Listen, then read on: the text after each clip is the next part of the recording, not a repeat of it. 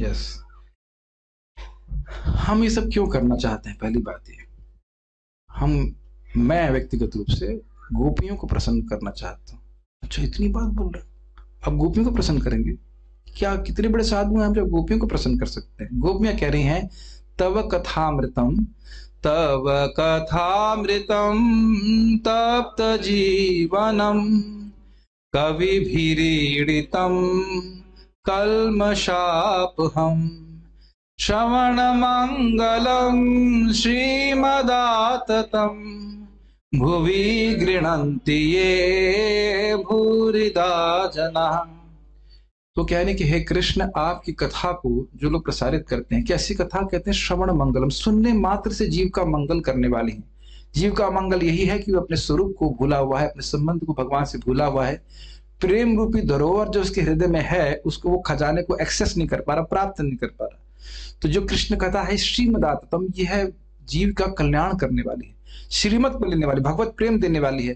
तो जो उस कथा का वितरण करते हैं वो बड़े अच्छे लोग हैं, भूरिदा, बहुत दयालु लोग हैं।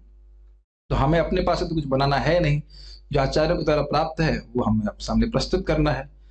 तो इस प्रकार से हम आपके सामने प्रस्तुत कर रहे हैं, उससे जरूर हमें आशीर्वाद प्राप्त होगा। हम भागवत के आधार पर कह रहे हैं। यहाँ पे एक श्लोक जो आपके सामने है, मतलब जो आपके सामने ज्ञाने प्रयास वाला श्लोक है, देखिए जूम पे आवाज ठीक आ रही है कि नहीं आ रही? नेट इस पे बहुत स्लो दिखा रहा है, चल रहा है जस्ट ओके। तो यह श्लोक कब बोला है? अगर आप लोगों को थोड़ा पता हो, कृष्ण बुक में आपने पढ़ा हो, दशम स्कंद के सार रूप में प्रभुपाद जी ने बताया है, तो उसमें बता रहे हैं भगवान कृष्ण के द्वारा ब्रह्मा जी मोहित हो गए थे, और उसके बाद ब्रह्मा जी मोहित हो गए थे, और उसके बाद वह 1 साल के बाद आते हैं। अजय में लीला हुई थी, अगासुर वाली लीला सुना हो शायद आपने। तो उसके बाद वह आते हैं और वह भगवान कृष्ण से प्रार्थना करते हैं। तो जो श्लोक आपके सामने है वह दशम स्कंद के 14वें अध्याय का 3रा श्लोक है। और उसके पहले ब्रह्मा जी कहते हैं कि भगवान, मैं समझ नहीं पा रहा हूं आपको, आप कितना सुख अपने अंदर अनुभव करते हैं, आपके ग्वाल बालक कितना सुख अनुभव करते हैं आपके संग खेल करके, इत्यादि इत्यादि बहुत सारी बातें करते हैं। तो अब मान लो भगवान कृष्ण कहें कि अरे भाई, मुझको जान के ही तो व्यक्ति मुक्त होता है, आप कह रहे हो मुझे समझ नहीं पा रहे हो। जब आप ब्रह्मा जी होकर मुझे नहीं समझ पा रहे हैं, तो बाकी लोग तो मुझे नहीं समझ पाएंगे। समझ रहे ना? ब्रह्मा जी कह रहे हैं मैं आपको नहीं समझ पा रहा हूं, तो जब ब्रह्मा जी नहीं समझ पा रहे हैं तो हम जैसे अज्ञ लोग कैसे समझेंगे? और मुझको समझेंगे नहीं तो मुक्त कैसे होंगे? तो इस पे श्लोक बोल रहे हैं। लिंक समझ में आ रहा है? जो व्यक्ति भगवान के बारे में बहुत नहीं जानता है वो मुक्त कैसे होगा? तो उसके ऊपर आप देखिए, और केवल कृष्ण कथा का श्रवण करके ही बड़ी आसानी से मुक्ति प्राप्त कर सकता है।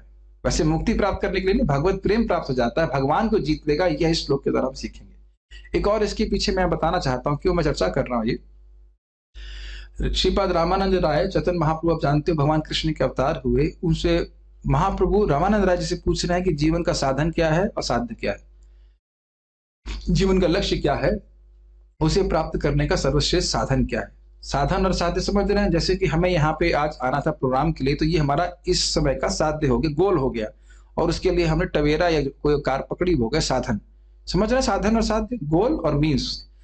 तो कह रहे, तो बहुत सारी बात हुई, वर्णाश्रम की बात हुई, कहते ना ये सब बाह्य है, सब नहीं है। तो जब इन्होंने यह श्लोक बोला कि भगवान के बारे में बड़ी विनीत भाव से श्रवण करना, तो महाप्रभु ने कहा ये तो है। भगवान कृष्ण स्वयं चैतन्य महाप्रभु के रूप में आकर अनुमोदन कर रहे हैं कि ये श्लोक को अपने जीवन में जो उतारेगा वो स्वयं कृष्ण की प्राप्ति कर लेगा। तो आपको लगता है श्लोक महत्वपूर्ण है? भगवान की प्राप्ति कराने वाला फॉर्मूला ब्रह्मा जी बता रहे हैं, और इस पर हम काफी कुछ कहेंगे। क्लास आज छोटी नहीं करेंगे, 8:30 तक सुनने के लिए तैयार हैं आप लोग? हम 15 दिन में एक क्लास करेंगे यहाँ पे, 8:30 तक। बच्चों को तो 6 घंटा पढ़ाते हैं आप लोग, नहीं पीट पीट करके।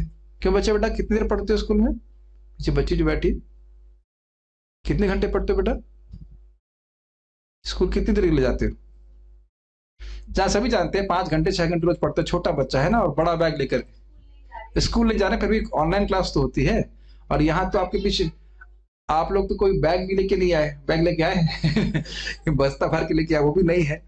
केवल कथा सुनिए, ध्यान पूर्वक सुनिए। कुछ बातें समझ में नहीं भी आएंगे तो भी चलेगा। भागवत की कथा केवल कान में स्पर्श करने मात्र से, ज्यादा बोल गया, केवल सुनने की इच्छा मात्र से भगवान हृदय में जाते हैं। इसकी व्याख्या हम लोग की है 3 दिन, तो सब आप लोग को ऑनलाइन अवेलेबल, आप सुन सकते हैं। अब हम लोग शुरू करते हैं श्लोक। मेरे पीछे बोलिए, ओम नमो भगवते वासुदेवाय। ओम नमो भगवते वासुदेवाय। ओम नमो भगवते वासुदेवाय। नारायणं नमस्कृत्य नरं चैव नरोत्तमं देवीं सरस्वतीं व्यासं ततो जयमुदीरयेत्। नष्टप्रायेषु भद्रेषु नित्यं भागवत सेवया भगवती उत्तमा श्लोके भक्तिर्भवति नैष्ठिकी। मेरे पीछे आप लोग बोलिए, हम कुछ समय आवर्ती करेंगे। ज्ञाने प्रयासमुदपास्य नमन्त एव।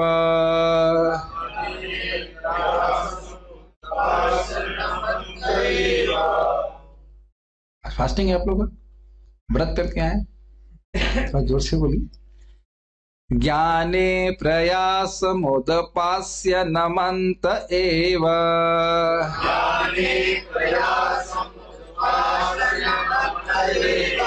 जीवन्ति सन्मुखरितां भवदीयवार्ताम्।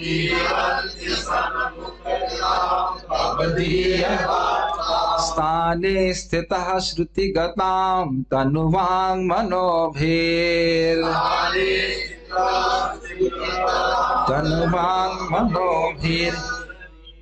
ये प्रायशो जितोऽप्यसितैस्त्रिलोक्याम्।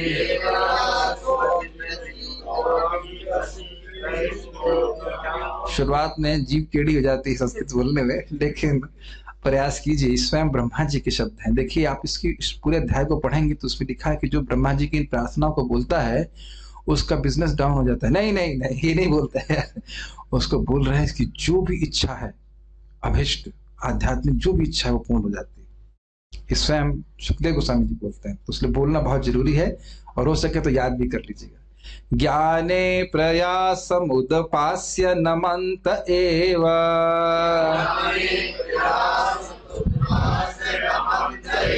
जीवन्ति सन्मुखरितां भवदीयवार्ताम्।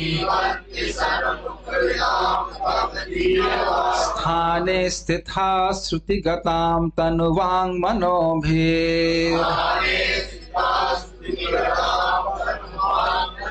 ये प्रायशो जितोऽप्यसितैस्त्रिलोक्याम्।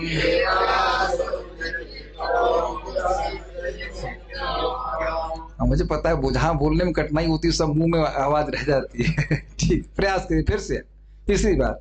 ज्ञाने प्रयासमुदपास्य नमन्त एव।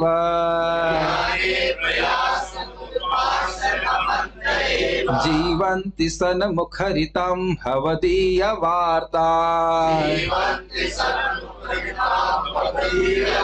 स्थाने स्थितः श्रुतिगतां तनुवाङ्मनोभिर् ये प्रायशो जितोऽप्यसितैस्त्रिलोक्याम्।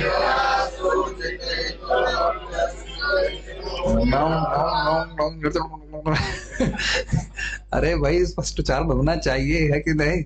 प्रयास कीजिए एक और बार, छोड़ूंगा नहीं। अरे प्रभु जी नहीं छोड़ेंगे नहीं। ABCD सीखते रहे, सीखना पड़ेगा बिल्कुल। ज्ञाने प्रयासमुदपास्य नमन्त एव।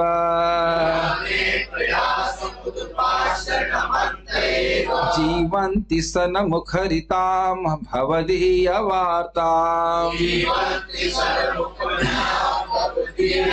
स्थाने स्थितः श्रुतिगतां तनुवाङ्मनोभिर् ये प्रायशः जितोऽप्यसितैस्त्रिलोक्याम्।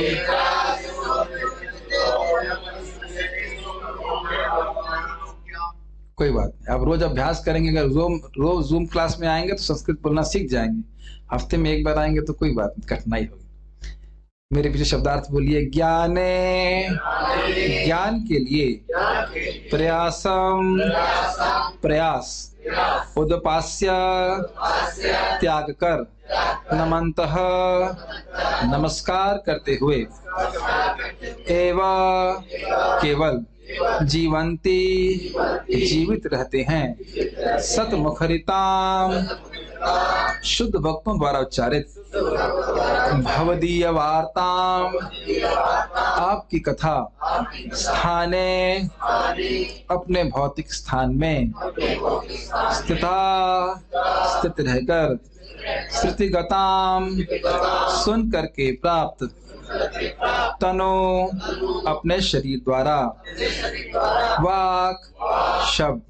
मनोभी तथा मन के द्वारा। ये जो प्रायशः अधिकांशतः अजित हे अजय जितः जीते गए। अपि फिर भी असी हो जाते हो। तय उनके द्वारा। त्रिलोक्याम तीनों लोकों में। अनुवाद बोलने की जरूरत नहीं है। जो लोग अपने प्रतिष्ठित सामाजिक पदों पर रहते हुए ज्ञान विधि का तिरस्कार करते हैं और मन वचन और कर्मों से आपके तथा आपके कार्यकलापों के गुणगान के प्रति सम्मान व्यक्त करते हैं और आप तथा आपके द्वारा गुंजित इन कथाओं में अपना जीवन न्यौछावर कर देते हैं, वे निश्चित रूप से आपको जीत लेते हैं। अन्यथा आप तीनों लोकों में किसी के द्वारा भी अजेय हैं। तो आपको प्रमाणिक रूप से बात समझ में आ रही है। भगवान को जीतना संभव नहीं है तीनों लोकों में किसी के द्वारा। ये समझ में आ रहा है? कहीं कठिनाई नहीं है। कोई नहीं जीत सकता ना, कभी भगवान किसी से हारे नहीं है। और इसीलिए बोल रहे हैं प्रायशः, ऐसा कोई नहीं हुआ जो भगवान को जीत लिया। लेकिन जो व्यक्ति भगवान की कथा को नियमित रूप से श्रवण करता है भक्तों के संग में आकर के, तो ऐसे व्यक्ति प्रायः जीत ही लेते हैं भगवान।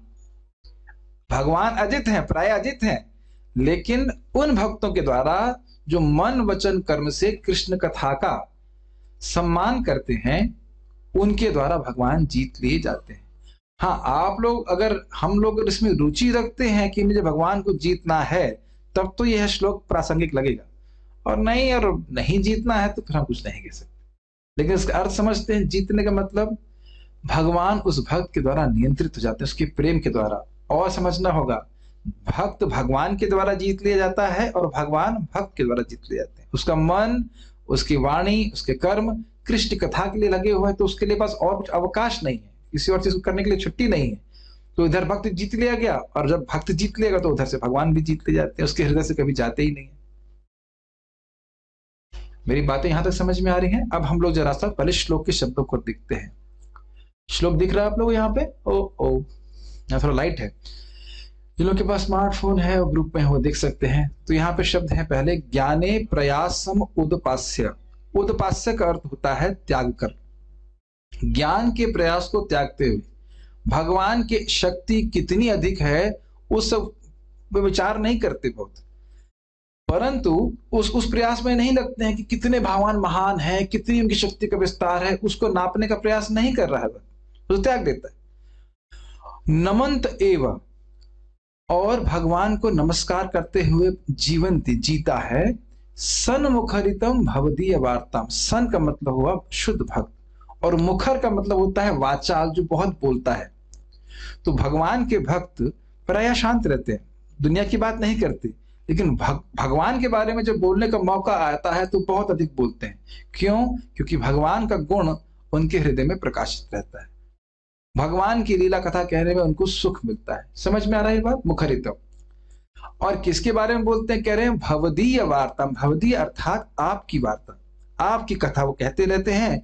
तो उनसे, उनके मुख से, मुखर मतलब बोलते ही रहते हैं भगवान के बारे में, तो कुछ कान में चला ही जा रहा है। तो जो सुनते रहते हैं, कथा बोलते रहते हैं भक्त, और ये सुक्ति सुनता रहता है। भले ही पढ़ नहीं पाए, कोई बोल रहा था कि हम पढ़ नहीं पाते, तो यहाँ कोई बात नहीं, पढ़ नहीं पाते तो सुनना तो सबको आता है ना। अगर कोई पढ़ा लिखा ना भी हो तो भी सुनता तो है, समझना तो सबको आता है। तो कह रहे हैं कि जो व्यक्ति सुन रहा है, भले ही पढ़ ना पाए, मैं ये नहीं कह रहा हूं कि पढ़ो मत, अगर पढ़ नहीं पा रहा है तो कम से कम भक्तों के मुख से जो बोला जा रहा है वह तो श्रवण करे। तो भगवान के बारे में सुन रहा है, तो कहें प्रभु जी हम तो अब घर तो नहीं छोड़ सकते, भक्तों से कैसे सुनेंगे? तो कह रहे स्थाने स्थिता, अपने स्थान में, बहुत सारे अर्थ हैं, अपने स्थान में स्थित होकर भगवान के बारे में सुने या भक्तों के स्थान में स्थित होकर भगवान के बारे में सुने? तो प्रभु जी दोनों बात तो संभव नहीं है।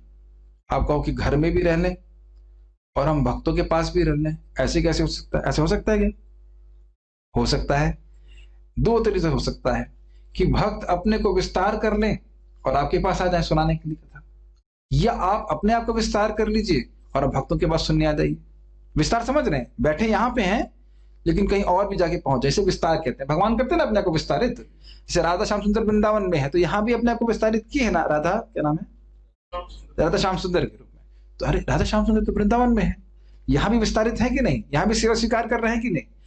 तो अगर साधुओं के पास प्रभु जी ये ट्रिक होती कि हमको घर बैठे ही सुना देती तो हम बड़ा अच्छा फायदा होता। और हाँ प्रभु जी समझ गए, ब्रह्मा जी जब ये बोल रहे हैं तो वो जूम के बारे में भी सोच रहे हैं। वो तो सब जानते हैं कि कलयुग होगा, कोरोना आएगा और भक्तों को जूम कर यूज करना आ जाता, नहीं तो नहीं आता ना। आगे के 10 साल भी हम जूम करना नहीं सीखते। अब तो क्या कहते हैं, मजबूरी का नाम महात्मा गांधी अब मजबूरी आ गई है, बच्चों को ऑनलाइन क्लास देनी तो सीख ही लिए। तो जिससे पूछना गांव गांव में लोगों को मालूम चला, हाँ जूम तो हम जानते हैं, जूम जानते हैं यूज करना। तो अब देखिए आप अपने आप को विस्तार कर ले रहे हो श्रवण करने के लिए। जैसे मेरे पास, हम खुश है कि मान लो हम कहीं टीचिंग करने जाते हैं और मान लो कोई नहीं आता, हम 2-4 लोग ही बैठे हैं, तो भी कम से कम भक्त लोग श्रोतागण अपने को विस्तारित करके जूम के माध्यम से आ जाते हैं, वो भी सुन रहे हैं, तो हमें ढांढस बना रहता है कि हाँ कुछ तो लोग तो सुन रहे हैं। और मैं भी अपने को विस्तारित किया हूं जूम के माध्यम से, तो हम एक दूसरे का लाभ उठा सकते हैं। श्रोता नहीं होगा तो बोलूंगा क्या? श्रोता नहीं, श्रोता बहुत महत्वपूर्ण। अगर सुनने वाले नहीं है, उनका आग्रह नहीं है सुनने के लिए, तो फिर बोलने का बिल्कुल इच्छा नहीं होती। समझ रहे ना मेरी बात? तो देखिए भगवान ने कितनी बड़ी सिद्धि हम लोग को दे दी है। क्यों दे दी है? ताकि हम उनको जीत ले। ऐसा नहीं कि जो सुन रहा है वही जीतेगा, जो बोल रहा है वह भी जीत लेगा। समझ रहे? उसको भी प्रेम मिलेगा और सुनने वाले को भी प्रेम मिलेगा। तो ये आपकी इच्छा है, इसका फायदा उठाना चाहते हैं कि नहीं? सब लोग उठा रहे हैं, जो बुद्धिमान लोग यहाँ मेरे सामने बैठे हैं वो सब उठा रहे हैं। तो कोई मुश्किल है विस्तार करने में? कोई मुश्किल नहीं है। ठीक है, स्थान स्थित, अपने स्थान में स्थित होकर भगवान के बारे में श्रवण कर सकते हैं। क्या करना स्थान में स्थित होकर? तो कह रहे श्रुतिगत। श्रुतिगत मतलब, श्रुति मतलब सुनना और गत मतलब अनुगत मतलब पीछे चलना। श्रुतिगत मतलब कान के पीछे लगना। उनका तन, उनका मन, उनकी वाणी कान के पीछे लगी हुई है। समझ में आ रहा है? अनुगत समझते हैं, पीछे चलना। श्रुतिगत मतलब सुनना, कान कृष्ण कथा में लग रहा है, कृष्ण कथा को श्रवण करने में लगा हुआ है। तनुवांग मनोभी, तन से, मन से और वाणी से कथा का सम्मान करते हैं। वो क्या होता है इसका अर्थ अभी हम समझाएंगे, टीका में पढ़ेंगे तो समझ में आ जाएगा। एक अर्थ तो बहुत सिंपल सी बात है, सम्मान से शरीर मतलब लगाए रखना। ये नहीं कि अब फोन भी कर रहा है कथा में, उधर बातचीत भी चल रही है, तो फिर तन से भी सम्मान नहीं हो रहा। और मन से कथा का आदर करना। हाँ सही बात, सही बोल रहे हैं। आपको लग रहा है मैं सही बोल रहा हूं? सही बोल रहे हैं। तो जो मन में आप अनुमोदन अभी कर रहे हो वो है मन से सम्मान। हाँ सही बोल रहे हैं। और वाणी से भी अनुमोदन करना। हाँ सही बोल रहे हैं, अच्छी बात है, ऐसा करें। समझ रहे हैं मेरी बात? तो इस प्रकार से तन से, मन से और वाणी से कृष्ण कथा को सम्मान करता है। तो ये जो लोग करते हैं, सॉरी, ये प्रायशः अजित जितो, जो भगवान प्रायः अजित को जीत नहीं सकता, वो जित हो जाते हैं, वह जीत ले जाते हैं। और उसके बहुत सारे अर्थ अभी बताए जाएंगे। अपि तय त्रिलोक्याम, तय मतलब उन भक्तों के द्वारा जो इस प्रकार से अपना जीवन जीते हैं, उनके द्वारा जो भगवान तीनों लोकों में भी नहीं जीते जाते किसी के द्वारा, वो जीत ले जाते हैं। तो आपको लगता है श्लोक महत्वपूर्ण है? और इसलिए भी महत्वपूर्ण है क्योंकि साधन बहुत आसान है। अगर कोई कहे कि गो व्यक्ति हिमालय में जाकर के 6 महीने बर्फ पे उल्टा खड़ा रहता है, उसके द्वारा भगवान जीते जाते हैं, तो भले ही बहुत बड़ा लाभ था, लेकिन साधन इतना कठिन है कि कर नहीं सकते। कर सकते हैं? आप ये बता, समझ रहे हैं मेरी बात? मैं कई बार भक्तों को बोलता हूँ भाई कलयुग में भक्ति नहीं करोगे और सतयुग में पैदा होगे तो बहुत दिक्कत हो जाएगी। अभी तो खिचड़ी खा के भजन करना है या प्रसाद खा के भजन करना है, बाद में पत्ते खा के करना पड़ेगा। सुने ना, पत्ते खा के ध्रुव महाराज भजन किए, तो वो ज्यादा अच्छा है कि प्रसाद खा के भजन करना अच्छा है? तुरंत समझ में आ गया है कि नहीं? अभी तो आप खाली पत्ते यानी साग जो है खिचड़ी में डाल रहे हैं, पालक, और वहां पत्ते खा के भजन करना पड़ेगा। यहाँ तो 16 माला जप करने कीजिए। और आप लोग का तो समझ रहे हैं अकाउंट लंबा खोला हुआ है, 1000 गुना लाभ मिलता है। पता है ना आपको? भागवत बोलती है ब्रज में जो भजन करते हैं उनको 1000 गुना मिलता है। ये पता है ना आपको? कई बार बता चुका हूं। तो 16 माला सुबह आप कीजिए, 16,000 हो जाएगा, फटाफट 1,000 की स्पीड से भगवान की तरफ भागेंगे आप। लेकिन अब क्या बताएं, ठीक इतना सारा बताने के बाद भी खैर कुछ लोग तो कर ही रहे हैं, काफी लोग 16 माला कर रहे हैं, वेरी गुड। तो इस प्रकार से वाणी से भगवान का नाम उच्चारण करता है, कृष्ण कथा सुनता है, तो ब्रह्मा जी गारंटी दे रहे हैं कि प्राप्त होगा। और एक बात ध्यान दीजिएगा, ब्रह्मा जी की उम्र हमारे आपके बराबर नहीं है। कुछ कुछ याद हो तो 14 मनवंतर के उनका एक दिन होता है। बहुत गंभीरता से सुनिएगा बात। ये जो ब्रह्मा जी फॉर्मूला बता रहे हैं, ऐसा नहीं है कि असफल हो जाए। उन्होंने बहुत सारे भक्तों को इस प्रकार भगवान को जीतते हुए देखा है, इसलिए ट्राइड एंड टेस्टेड, समझते हैं बात कर, देखा परखा हुआ तरीका बता रहे हैं। मेरी बात समझ में आ रही है? जैसे किसी को खांसी है तो एक पुरानी दवा आयुर्वेदिक चलती आ रही है, उसको खा करके लोग ठीक हुए हैं, वैद्य जानते हैं। जैसे यहीं पास में नाहर सिंह जी हैं, बहुत पुराने वैद्य हैं, तो उन्हें बहुत लोगों को ठीक किया है। तो जिसको जो इतनी बीमार है, हो सकता है उसको बीमारी पहली बार हो, लेकिन वो कई बार देख चुके इस बीमारी को। मेरी बात समझ में आ रहे हैं? तो ब्रह्मा जी एक ही दिन में कितने ही लोग हैं जिन्होंने भगवत प्रेम प्राप्त करके भगवान को जीता है, इसलिए हम पर कृपा करके ये बात बोल रहे हैं कि आप जो आपकी कृष्ण कथा का श्रवण भक्तों के मुख से करता है, वह निश्चित रूप से आपको जीत लेता है, उसमें कोई संदेह नहीं करना चाहिए। अब बस हमको करना है। दादाजी बता रहे हैं, पितामह ब्रह्मा जी हैं, हम सबके दादा हैं, वो बता रहे हैं हमें केवल करना है, हरे कृष्ण मंत्र जप करना है, भगवान की सेवा करनी है, और मुख्य रूप से भगवान के बारे में श्रवण कीर्तन सबसे महत्वपूर्ण है। श्रवण कीर्तन करना है सबसे महत्वपूर्ण। श्रवण कीर्तन नहीं करेंगे तो कुछ भी पता नहीं चलेगा भक्ति के बारे में। ठीक, जैसे अभी हमने यहाँ पे बहुत थोड़ा सा बताना चाहता हूँ, जैसे हमने यहाँ पे सूअरों को देखा। सूअर को आदमी हर जगह देखता है। आपको पता है ये सूअर भगवान के पास जाने वाले, ये पता है आपको बात? प्रभुपाद जी बताते हैं कोई साधु है, कोई ब्रज में रह रहा है, पाप करता है, तो उसको सूअर बनने का तो मौका मिलता है थोड़ा पनिशमेंट के रूप में, उसके बाद वो जन्म नहीं लेगा। तो आप देखिए उसी सूअर को देखने का नजरिया बदल गया कि नहीं? ये सूअर जो है मन में प्रणाम कर सकते हैं, सूअर भैया अगर जाना तो हमारा प्रणाम स्वीकार कर लेना, भगवान के पास जाओगे तो हमें बता देना। आप कहोगे ये सूअर है, लेकिन वो ब्रज का सूअर है भाई साहब, ब्रज का सूअर है, ब्रज की मट्टी में लौट रहा है, और वह उसका आखिरी जन्म है। हमारा है कि नहीं पता नहीं, उसका निश्चित रूप से आखिरी जन्म में भगवान के पास चले जाए। तो ये श्रवण का प्रभाव है। Does it make sense? और ये सब कपोल कल्पना नहीं, प्रभुपाद जी 5 मिनट में इस बात को समझाते हैं। ये इसीलिए श्रवण के द्वारा हमारी दृष्टि बदलती है। तो ये भागवत रखी रहती है, हमसे कभी खोलते नहीं, यथारूप रखी रहती है प्लास्टिक की तरह। लेकिन अगर आप इस श्लोक को सुनेंगे तो निश्चित रूप से इच्छा होगी कम से कम खोले तो इस किताब को पढ़ें तो सही। ये है भागवत का अंतिम प्रभाव। आगे पढ़ते हैं हम लोग, अनुवाद हमने समझ में आ रहा है। जो लोग अपने स्थान में स्थित रहते हुए भी भगवान के भक्तों के द्वारा उच्चारित कृष्ण कथा का श्रवण करते हैं, वह भगवान को जीत लेते हैं। भगवान को जीतने का अर्थ है कि भगवान के प्रति उनका हृदय में प्रेम जागृत हो जाता है। प्रेम जागृत होने के बाद भगवान बाहर नहीं जा सकते। जैसे आप लोग अभी बाहर जा सकते हैं ना, चाहे तो दरवाजा खुला है, दरवाजा बंद, तब प्रभु जी छत फान के चले जाएंगे, वो दरवाजा बंद कर लूं तब प्रभु जी क्या प्लानिंग है आपका? नहीं, हमें भी जाना है, घबराइए मत। लेकिन हम बोल रहे हैं कि अगर दरवाजा बंद कर ले तब तो नहीं जा पाएंगे ना।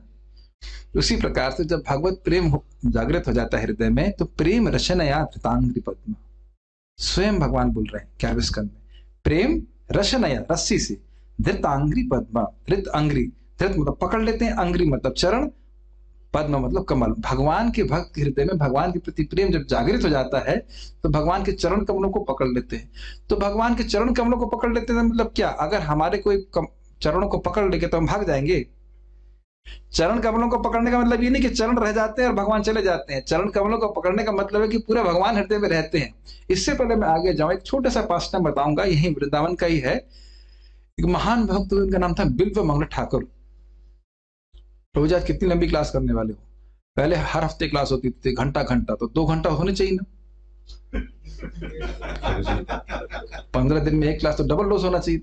लेकिन घबराइए मत, 8:30 पे हम फिनिश कर देंगे। बातें बहुत अद्भुत है, बहुत रसमय है। बिल्व मंगल ठाकुर अंधे थे और कृष्ण उनको हाथ पकड़ करके इधर उधर ले जाते थे। हाथ उंगली से पकड़ते, उंगली से पकड़ करके ब्रज का दर्शन कराते थे, अंतरिम रूप से वो दर्शन कर लेते थे। तो एक बार उनकी इच्छा हुई कि कृष्ण को पकड़े। कृष्ण चले जाते थे तो कृष्ण का हाथ ऐसे पकड़े, बालक कृष्ण का, और कृष्ण छुड़ा के चले गए। क्या अच्छा? तो कह रहे तुम अपने आप को वाकई बलवान मानते हो तो हाथ तो तुम छुड़ा लिए, मेरे हृदय से निकल के दिखाओ। और ये भागवत में लिखा हुआ है, धौतात्मा पुरुषा पादम एकम न मुंचति। भागवत सुनकर नाम जप करके जिसका हृदय शुद्ध हो गया है, उसके हृदय से कृष्ण एक क्षण के लिए भी नहीं हटते। होता है ना, कुछ किराएदार तो निकलते ही नहीं घर से, तो कृष्ण तो मकान मालिक है, कभी निकलेंगे ही नहीं। तो ये लालसा होनी चाहिए कि मैं भी अपने हृदय में भगवान के प्रति प्रेम जागृत करूं, तो उसके बाद भगवान हमारे हृदय में जाएंगे। लेकिन धौतात्मा, कोई महान व्यक्ति है, वो आपके गंदे घर में नहीं आएगा, हृदय को साफ करना पड़ेगा। तो अलग कुछ करने की जरूरत नहीं, यही हरे कृष्ण मंत्र जपिए, यही भागवत का श्रवण कीजिए, इसके द्वारा भगवान जब हमारे हृदय पूरी तरह साफ हो जाएगा, भगवान प्रकट हो जाएंगे। अच्छी चीजें है ना। और स्थान से घर छोड़ने की जरूरत नहीं, घर बैठे बैठे आप श्रवण कर सकते हैं, इस प्रकार से आप आगे बढ़ सकते हैं। ठीक है, समझ में तो आ रहा है ना। गोल यह है कि भगवान का प्रेम प्राप्त करके भगवान को अपने हृदय में ग्रस्त करना, पकड़ना है। बहुत बड़ी बात है ना, इससे बड़ी बात कुछ है नहीं। तो हमने आपको बताया था कि लिंक ये है कि भाई ब्रह्मा जी से मान लो भगवान पूछे कि अरे तुम कह रहे हो पिछले श्लोक में कि मैं आपको समझ नहीं पा रहा हूं, आप जब आप नहीं समझ पा रहे हैं तो फिर तो कोई समझ नहीं पाएगा, तो मुझे जाने बिना तो मुक्ति होती नहीं है, मुक्त कैसे होगा जीव। तो उस पर ये श्लोक कह रहे हैं, तो कह रहे हैं कि जो भक्त हैं वो इस ज्ञान के प्रयास को कि मुक्त कैसे होंगे, निर्विशेष ब्रह्म क्या है, सब त्याग, बहुत दूर त्यागते हुए भक्तों के निवास स्थान में रहते हैं। आप उसको प्रैक्टिकल में हम समझा चुके हैं कैसे आप निवास स्थान पे रह सकते हो। वृंदावन ना आ सके आप ऑनलाइन सुन सकते हैं, और अगर वृंदावन में आकर श्रवण कर सके बहुत अच्छी बात, ठीक है। उसके बाद वो कह रहे हैं कि भक्तों का तो ये स्वभाव ही होता है, हम टीका बोलते जा रहे हैं, समझा रहे हैं, भक्तों का स्वभाव होता है कि वे भगवान के बारे में ही बोलते हैं। जब भी इकट्ठे होंगे, कृष्ण की कथा चर्चा होगी, तो जो व्यक्ति इस जो कथा भक्तों के मुख से प्रकट हो रही है उसको कान से धारण करता है और तन से, वाणी से और मन से कथा का सत्कार करते हुए जीवित रहता है, तो हे अजित, हे अजित मतलब हे भगवान विष्णु, हे कृष्ण, आप जो काल के द्वारा जीते नहीं जाते, भूतकाल, वर्तमान और भविष्य काल तीनों में भगवान रहते हैं कि नहीं रहते? क्या हम लोग काल के द्वारा जीते जाते हैं कि नहीं जीते जाते? हर व्यक्ति काल के द्वारा जीत रहा है। कालोस्मि लोग क्षयकृत प्रवृत्त हो, काल के रूप में भगवान सभी का क्षय कर रहे हैं, सब कुछ छीनने वाले हैं कि नहीं? कर्मों के द्वारा हम ध्वस्त हो रहे कि नहीं हो रहे? तो भगवान कह रहे हैं जो काल और कर्म सबको हराने वाले हैं, तीनों लोकों में वही स्थिति है ना, तीनों लोकों में काल सबको हरा रहा है। ब्रह्मा जी भी काल से डरते हैं और कर्म व्यक्ति को हरा रहा है, लेकिन आप काल और कर्म के द्वारा जीते नहीं जाते। ये अजित का एक अर्थ है, बहुत सारे अर्थ बताऊंगा मैं मतलब आचार्यगण बता रहे हैं। तो काल और कर्म ये तीनों लोकों में सबको जीता है, लेकिन भगवान आपको नहीं जीता है। तो ऐसे भगवान को भी ये व्यक्ति जो कृष्ण कथा श्रवण कर रहा है वह जीत लेता है। तो अजित का एक अर्थ समझ में आया, जो काल और कर्म के द्वारा कभी जीते नहीं जाते, और जो काल और कर्म सभी को जीते हुए हैं, उन भगवान को वह व्यक्ति जो कृष्ण कथा का श्रवण कर रहा है वो जीत लेता है। जीतने का अर्थ है उसके हृदय में भगवान स्फुरित हो जाते हैं। कठिन हो रहा है, समझ में आ रहा है? ठीक है। और उसके बाद कहते हैं कि आप भगवान धर्म, अर्थ, काम और मोक्ष ये सब कुछ देने वाले हैं। तो जब भगवान ऐसे भक्त पे प्रसन्न हो जाएं तो उसको स्वाभाविक ज्ञान दे दें, उसमें कौन सी बड़ी बात है। जैसे अगर आप चौथा स्कंद पढ़ेंगे, पहले आपको पुस्तक लेनी पड़ेगी और उसके बाद आप पढ़ेंगे तो आप देखेंगे कि जब ध्रुव महाराज के सामने भगवान आ गए तो भगवान ने अपना शंख ध्रुव महाराज को स्पर्श कराया उनके सर के ऊपर, और तुरंत ही 5 साल का बच्चा सारे वेद के सार रूपी जो कह सकते हैं प्रार्थनाएं हैं वो बोलने लग गए। तो भगवान जिस पे प्रसन्न होते हैं उसके हृदय में सारा ज्ञान अपने आप ही नष्ट हो जाता है। तो अलग से ज्ञान की प्रयास करने की आवश्यकता कुछ भी नहीं। समझ में आ रहा है? केवल भगवान के बारे में श्रवण करना है भक्तों के द्वारा, व्यक्ति भगवान स्वयं ही हृदय का ज्ञान नष्ट कर देंगे। इसलिए ज्ञान प्रयास करने की क्या जरूरत है? नहीं समझ में आ रहा है? देखिए, अगर आप नियमित रूप से कथा सुनेंगे तो ये बातें आपको समझने में थोड़ा आसान होंगी। हफ्ते में एक बार सुनेंगे तो थोड़ा सा कठिनाई होगी, और 9 महीने में एक बार सुनेंगे तो बहुत भी कठिनाई होगी। ठीक है कि नहीं? ठीक है ना। अब वो कह रहे हैं किस प्रकार से सम्मान करेंगे। बहुत आसान है, कोई मुश्किल नहीं। कैसे हम तन से सम्मान करते हैं, तन मतलब शरीर से, तो कह रहे हैं कथा में सावधानी से बैठकर श्रवण करना ये तन का सम्मान है। समझ रहे हैं? कभी एक लड़का नया जवान गया, वो ऐसे बैठा होता मेरी क्लास में, हमने कहा क्रिकेट देखने आया हो क्या? ये वो तरीका है कथा में बैठने का। मैंने कहा भाई आपको कठिनाई है बैठने में तो कुर्सी पे बैठ जाइए। आपने देखा है, तो कथा में बैठने का एक प्रोटोकॉल होता है, एक तरीका होता है कि व्यक्ति ठीक से बैठता है। कुछ भक्त लोग जो जूम पे आ रहे हैं, मैंने देखा कि वो मेरी तरफ पांव करके कथा सुन रहे हैं। मैं नाम नहीं रख रहा हूं, यहाँ पे कोई भक्त नहीं है, लेकिन मैंने देखा एक बार, ये उचित नहीं है, बिल्कुल भी उचित नहीं है, बहुत बहुत अधिक अपराध है। अब अभी इस समय सब लोग मेरी तरफ पांव रख करके कथा करेंगे तो फिर मैं भी अपना पांव बढ़ा दूं कहीं और।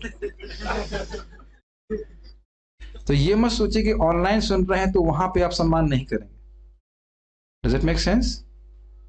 ये स्पेशली कथा सुनते में सब चाय नहीं पी सकते, चाय भी चल रही है और कथा भी चल रही है, ऐसा नहीं। ऑनलाइन भी सुन रहे हैं तो बड़ी गंभीरता से, इन्हें चिप्स भी खा रहे हैं और कथा भी सुन रहे हैं। वो 7 से 8 के समय को कथा के लिए रखना चाहिए।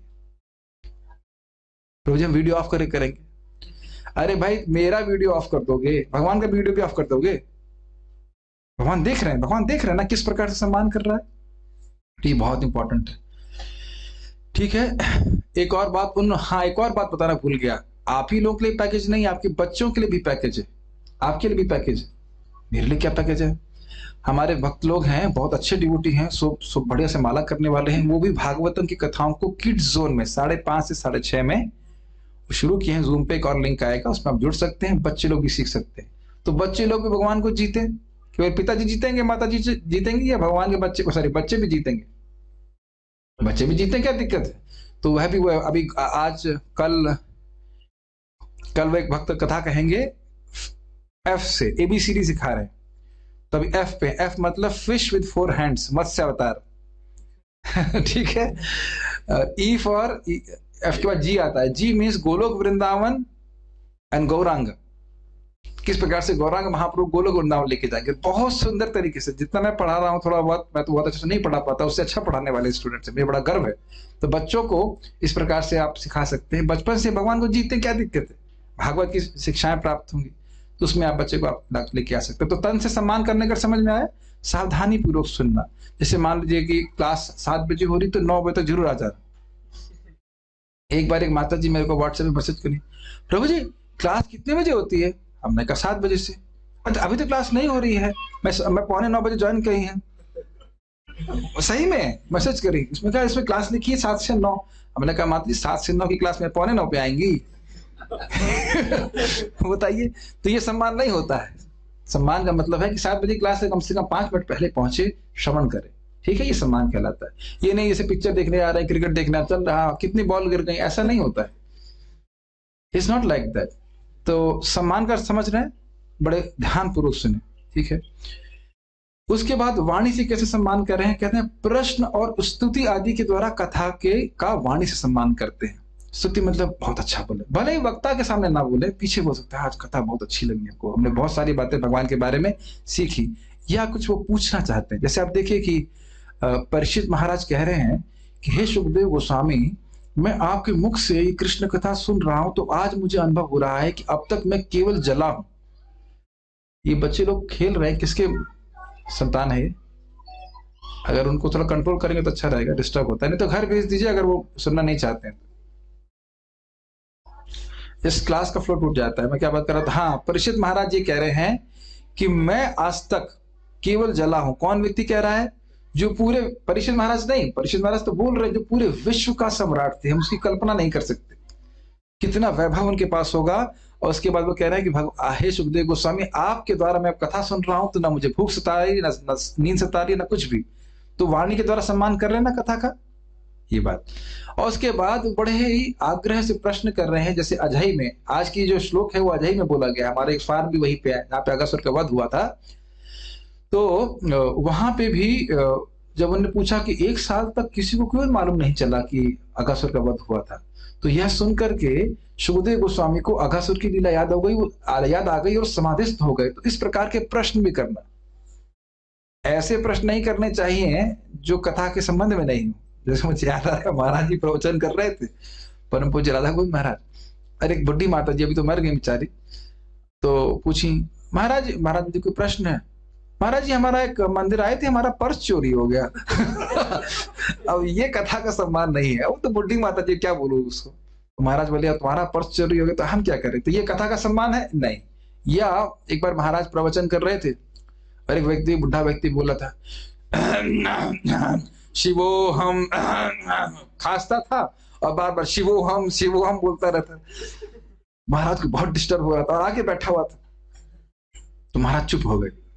तो क्या, सब भक्त लोग बोले महाराज क्या हो गया, आप चुप क्यों हो गए? कहते हैं भाई पहले शिव जी को चुप कराओ, उसके बाद हम कथा बोलेंगे शिवो हम शिव जी हम, मैं शिव हूं, मैं शिव हूं। उस व्यक्ति को अर्थ ही पता नहीं था शिवो हम का मतलब क्या है, जो भी। तो इसलिए वाणी के द्वारा भी सम्मान करना चाहिए। कभी कभी होता है वक्ता कुछ बोल रहा है, व्यक्ति ढूंढता कहाँ गलती करी है, और पूरे कभी कभी हो सकता है वाणी से कुछ ऐसा गलत निकल जाए, बोलना नहीं चाहता है, गलती निकल जाती है, तो वही प्रभु जी आपने ऐसे कैसे बोल दिया, आपने वैसे कैसे कर दिया। तो इस प्रकार से फिर व्यक्ति को फायदा नहीं प्राप्त होता। सम्मान से होना चाहिए। अगर वक्ता के प्रति और कथा के प्रति श्रद्धा नहीं तो सुनने की जरूरत नहीं है, कोई जबरदस्ती तो नहीं की जा रही। ठीक है, तो समझ में आ रहा है वाणी के द्वारा अनुमोदन करना। उसके बाद मनन करके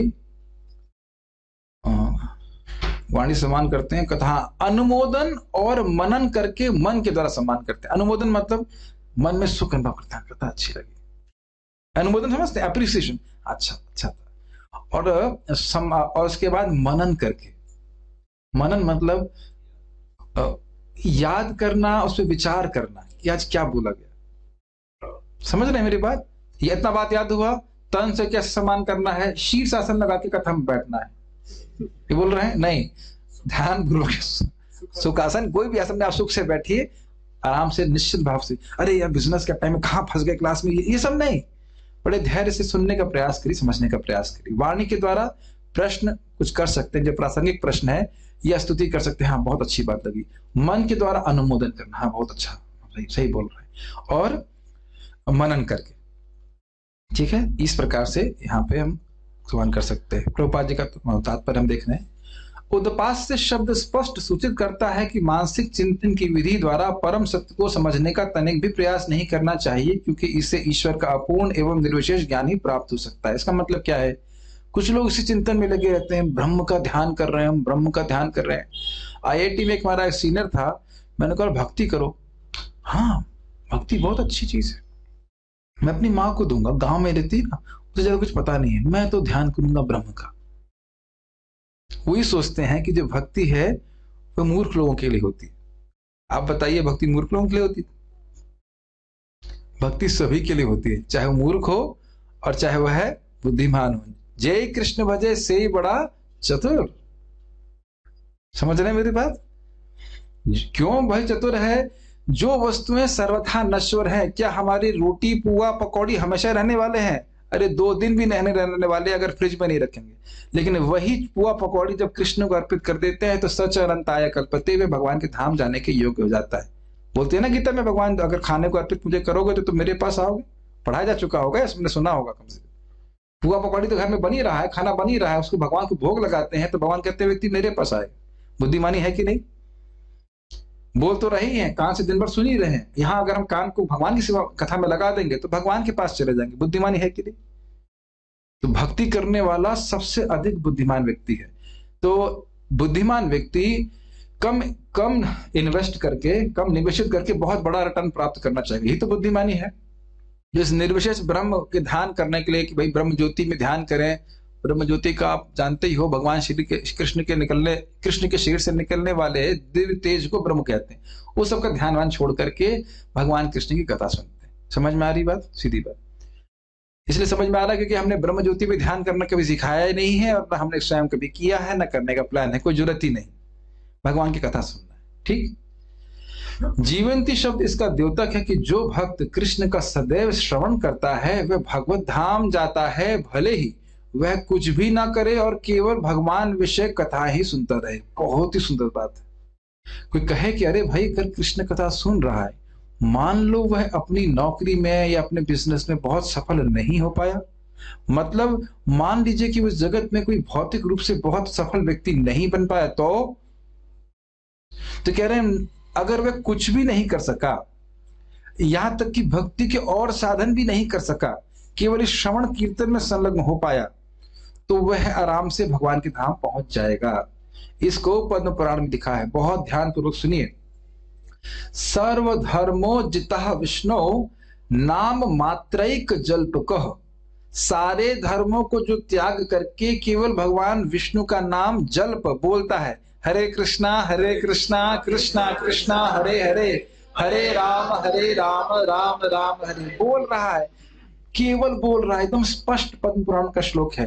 सुखे न यान्ति, बड़े सुख से भगवान के धाम चला जाता है। ना तो सर्वैक धार्मिक, ना कि वह व्यक्ति जो सारे धर्म किया और भगवान की भक्ति नहीं किया, भगवान का नाम जप नहीं किया। समझ में आ रही बात? जप कर रहा है, जप नहीं वही संसिद्ध्यात्, ये मनु संहिता का है। केवल जप के द्वारा, भगवान का नाम उच्चारण के द्वारा एक ब्राह्मण भक्त चाहे वह कुछ करे, कुर्याद अपि व न कुर्याद, और कुछ कर पाए या न कर पाए, वह सिद्धि को प्राप्त हो जाएगा। जप नहीं वही संसिद्ध्यात्, जप के द्वारा, भगवान के नाम के द्वारा। तो भगवान के नाम के द्वारा, कृष्ण कथा के द्वारा व्यक्ति पूर्ण रूप से सिद्ध हो जाएगा, भगवत प्रेम को प्राप्त हो जाएगा। देखने कितनी शक्तिशाली बात है। और आप भगवान की सेवा करें तो बहुत अच्छी बात, तो करेंगे ही। जब श्रवण कीर्तन करेंगे तो भगवान की सेवा भी करेंगे। और लेकिन यह सेवा अपने आप में इतनी परिपूर्ण है कि यह स्वयं कृष्ण प्रेम देने में पूरी तरह समर्थ है। कौन सी सेवा? कृष्ण के बारे में बोलना, कृष्ण के बारे में श्रवण करना। एक भक्त बोल रहे थे, हम श्रवण में हमको बहुत अच्छा लगता है, हम तो पढ़ नहीं पाते हैं। तो अब भैया अगर श्रवण में अच्छा लग रहा है तो आपका टिकट कंफर्म्ड, RAC भी नहीं है, कंफर्म टिकट है। क्या मैं टिकट कंफर्म कर रहा हूं? ब्रह्मा जी बता।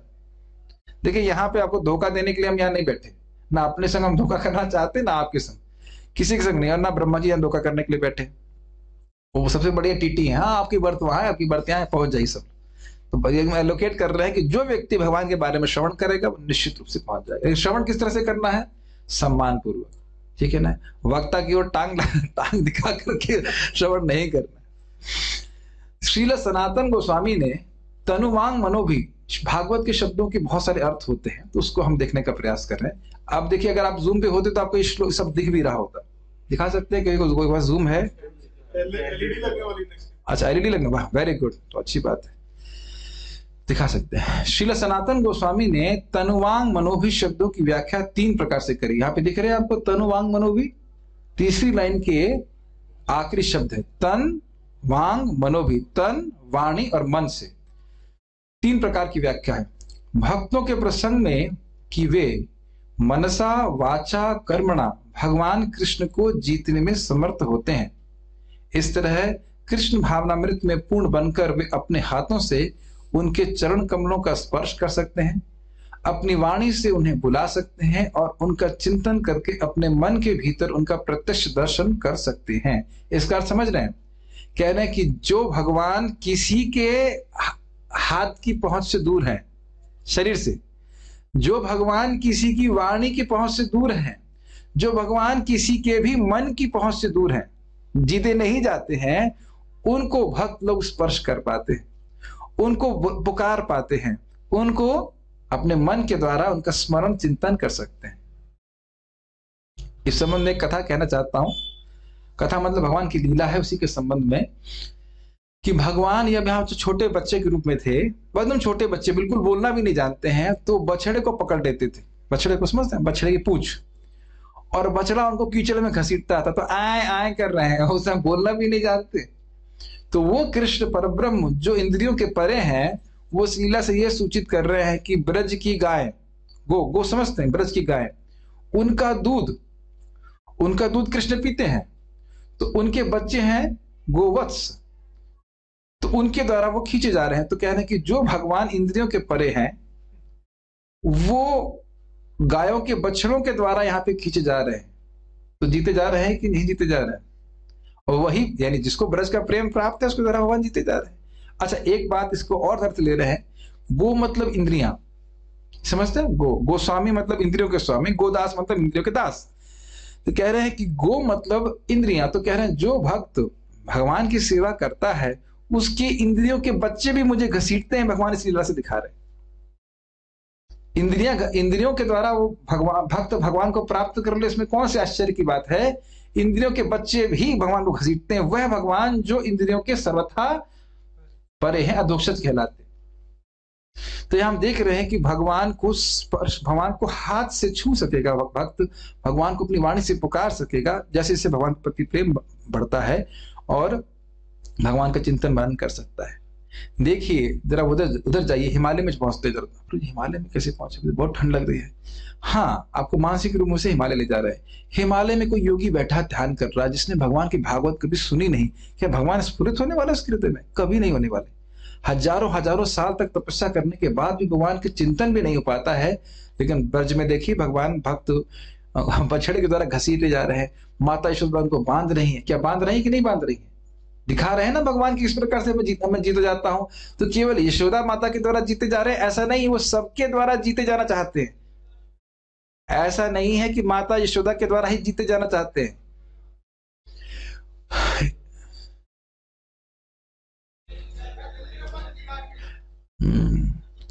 दामोदर अष्टकम का एक श्लोक है ना, भक्तेर जितत्वम, कि भगवान इस लीला के द्वारा दिखा रहे हैं कि जो भक्त भगवान को भगवान मानते हैं उनको दिखा रहे हैं कि अरे तुम मुझे भगवान मान रहे हो, लेकिन देखो मैं किस प्रकार से अपने प्रेमी भक्त के द्वारा जीता जाता हूँ। दामोदर लीला जानते ही हैं, भगवान को किस प्रकार से माता यशोदा ने बांध दिया था। तो यानी कि अपने शरीर के द्वारा, वाणी के द्वारा और मन के द्वारा भगवान को वह जीत लेते हैं। समझ में आई पहला अर्थ? तन मांग मनोभी के द्वारा अर्थ हुआ कि भगवान भक्तों के तन, भक्तों की वाणी और भगवान उनके मन के द्वारा जीते जाते हैं। ये अर्थ समझ में आ रहा है या नहीं समझ में आ रहा है? ठीक है, आगे बढ़ते हैं। अब वो कह रहे हैं अभक्तों के प्रसंग में तंगवान मनोभी शब्द अजित के द्योतक हैं और कृष्ण और सूचित करते हैं कि जो लोग कृष्ण की प्रेम भक्ति नहीं करते वे अपने शारीरिक बल, वाक चातुर्य या मानसिक शक्ति से परम सत्य को जीत नहीं सकते। देखिए यहां पे आप तंगवान मनोभी शब्द को जोड़िए अजित से और जित से। तो अगर पहला अर्थ लिया गया था तन वांग मनोभी का अजित के साथ, मतलब भगवान भक्तों के जित के साथ तन, वाणी और मन के द्वारा जीते जाते हैं। ठीक, अब अगर आपको व्यक्ति अभक्त है तो कह रहे हैं तन वांग और तन, वाणी और मन से अजित है। जो व्यक्ति भगवान का भक्त नहीं है, भगवान उसके शरीर के द्वारा, उसका शरीर भगवान को कभी स्पर्श नहीं कर सकता, उसकी वाणी भगवान का व्याख्यान कभी नहीं कर सकती, उसके मन में भगवान कभी नहीं आएंगे। दूसरा अर्थ समझ में आ रहा है? भक्त जो भगवान की भक्ति कर रहा है तन से, वाणी से और मन से भगवान को जीत लेता है, तन वांग मनो भी जीता। और उसके बाद कह रहे जो अभक्त है तो तन वांग मनो भी अजीता। क्लियर? समझ में आ रहा है? अब आप देख रहे हैं, पता नहीं आप लोगों को कैसा लग रहा है, अच्छा लग रहा है अर्थों को विचार करने में? तब देख रहे हैं कि भागवत के शब्दों के कितने अलग अलग अर्थ हैं। आप विचार कीजिएगा, देख सकते हैं हमारे ग्रुप में पहले श्लोक में हम लोग 17 दिन चर्चा की, 17 डेज, और उसमें मेरी कोई विद्वता नहीं है, मैं केवल आचार्य गणों की बातों को समझा रहा हूँ। मैं अपनी बात कुछ नहीं बोल रहा हूँ ना, अभी जो पढ़ रहे हैं उसे समझा रहे हैं, जो पढ़ रहे हैं उसे समझा रहे हैं। इस प्रकार से आप अर्थों का आस्वादन कर सकते हैं भागवत का। तो दूसरा अर्थ समझ में आया अभक्तों के संबंध में। अच्छा, तीसरा अर्थ देखते हैं, कहां गए? हाँ, तो जित शब्द के प्रसंग में तनुवांग मनोभी शब्द यह सूचित करते हैं कि शुद्ध भक्तगण भगवान कृष्ण के तन, मन तथा वाणी को जीत लेते हैं। ये तीसरा अर्थ है। भगवान कृष्ण अपने शुद्ध भक्तों के पास रहने के कारण तन से जीत ले जाते हैं और अपने भक्तों का गुणगान करते रहने से वाणी से तथा अपने प्रिय भक्तों का निरंतर चिंतन करने से मन से जीत ले जाते हैं। ये तीसरा अर्थ समझ में आ रहा है? तीसरा अर्थ यह है तनवांग मनोभी जितः का अर्थ यह है कि भगवान का शरीर भक्तों के द्वारा जीता जाता है, भगवान की वाणी भक्तों के द्वारा जीती जाती है और भगवान का मन भक्तों के द्वारा जीता जाता है। समझ पा रहे हैं इस बात को? अब इसका अर्थ क्या है? मान लीजिए दो शत्रु हैं, शत्रु मतलब दो परस्पर युद्ध चल रहा है, और अगर हमने किसी के स्थान को जीत लिया तो क्या कहेंगे? इस पे हमारा कब्जा और हम वहीं रहेंगे। समझ में आ गया? जीतने का समझ रहे हैं ना?